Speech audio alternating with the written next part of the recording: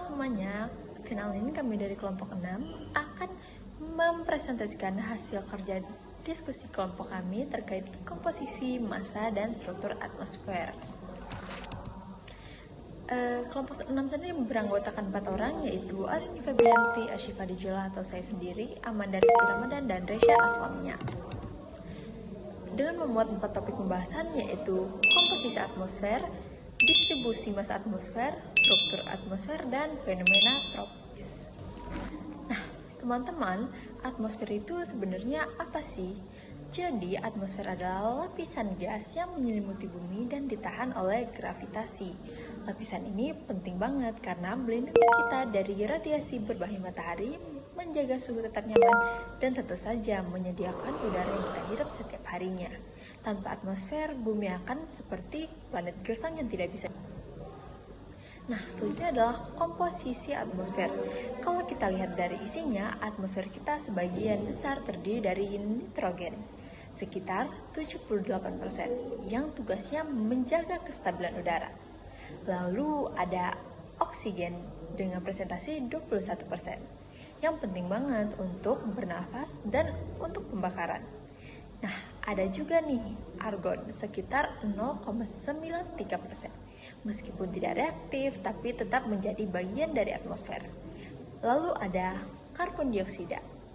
Walaupun hanya 0,04%, ini tuh berperan penting dalam efek rumah kaca dan fotosintesis. Nah, jangan lupa ada uap air juga nih, 0-4%, yang membuat cuaca, awan, dan hujan dapat terjadi. Terakhir ada gas-gas kecil seperti neon, helium, ozon, dan metana yang jumlahnya sedikit tapi perannya besar banget. Misalnya, ozon yang melindungi kita dari sinar UV. Baik, selanjutnya akan dibahas mengenai konsep distribusi atmosfer. Atmosfer di bumi itu tidak tersebar merata, sebagian besar masanya itu justru terkonsentrasi di lapisan bawah. Sekitar 80% massa atmosfer ada di bawah ketinggian 12 km di bawah permukaan bumi.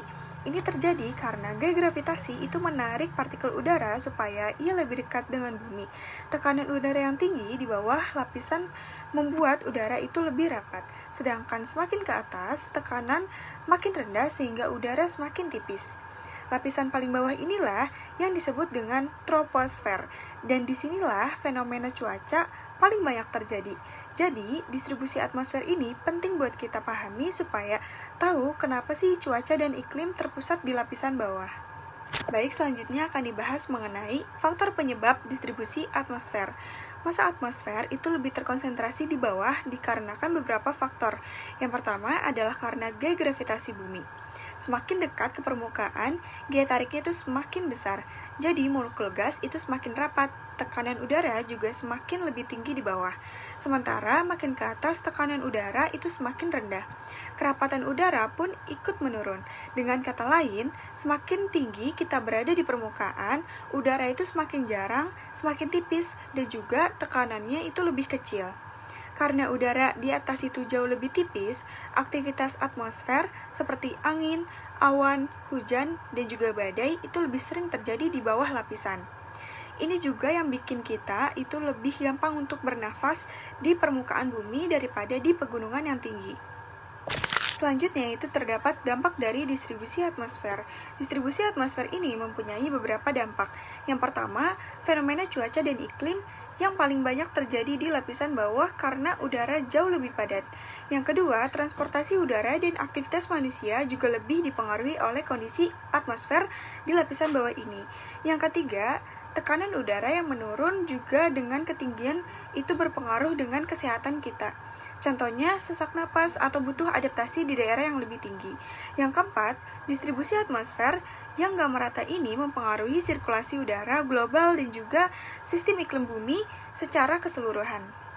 Perkenalkan, nama saya Arini Febrianti dengan NPM 240635343. Di sini saya akan menjelaskan mengenai struktur lapisan atmosfer beserta karakteristik dari masing-masing lapisannya, yang dimana ada 5 lapisan atmosfer, yaitu troposfer, stratosfer, mesosfer, termosfer, dan juga eksosfer. Pertama yaitu troposfer, lapisan yang paling dekat dengan permukaan bumi.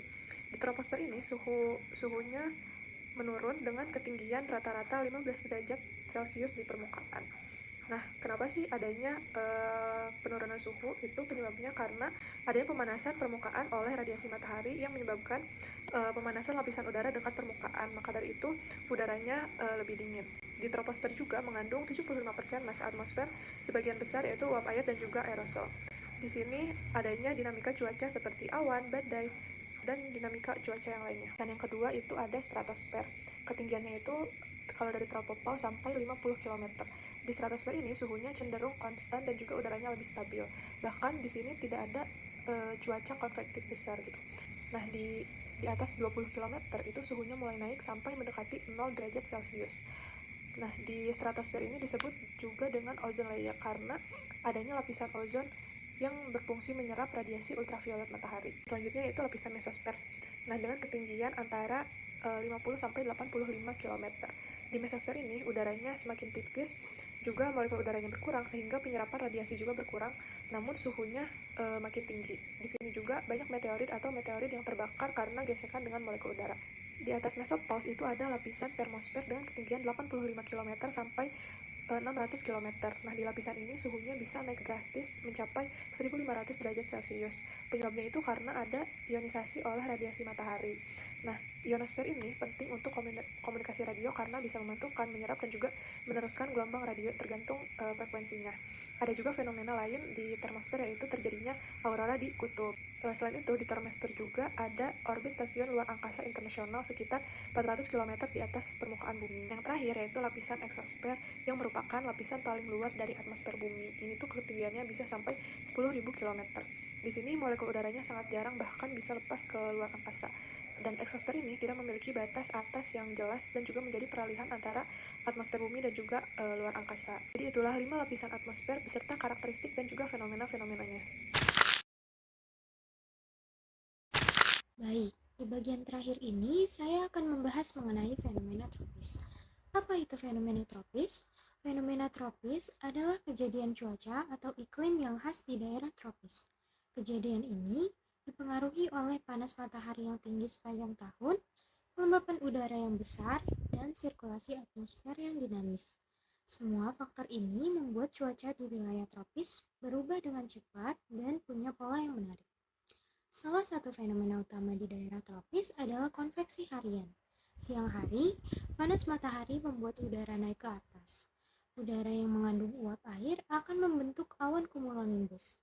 Nah, hasilnya sering kita lihat sebagai hujan deras di sore atau malam hari, kadang disertai dengan petir. Selain itu, ada juga monsun Asia Australia. Monsun barat yang terjadi dari November sampai Maret membawa angin lembab dari Samudra Hindia sehingga Indonesia mengalami musim hujan. Sebaliknya, monsun timur yang terjadi sekitar Juni sampai September membawa udara kering dari benua Australia, sehingga kita mengalami musim kemarau. Contoh paling nyata adalah pergantian musim tanam dan panen di sawah. Fenomena tropis berikutnya adalah siklon tropis. Siklon tropis terbentuk di lautan yang suhunya hangat. Udara yang naik membentuk daerah bertekanan rendah dan angin akan berputar kencang di sekitarnya. Siklon tropis biasanya membawa hujan sangat lebat, angin kencang, dan gelombang tinggi. Contoh nyata yang pernah terjadi adalah siklon Saroja tahun 2021 yang menyebabkan banjir bandang di Nusa Tenggara Timur. Terakhir, ada fenomena ENSO yang terdiri dari El Nino dan La Nina. Saat El Nino, suhu laut di Samudra Pasifik bagian tengah dan timur menghangat. Akibatnya, curah hujan di Indonesia berkurang dan kita mengalami kemarau panjang, bahkan rawan kebakaran hutan. Sebaliknya, saat La Nina, suhu laut lebih dingin dari normal. Hal ini membuat curah hujan meningkat sehingga banjir dan tanah longsor lebih sering terjadi. Kedua fenomena ini sangat berpengaruh pada pertanian, ketersediaan air, dan potensi bencana di Indonesia.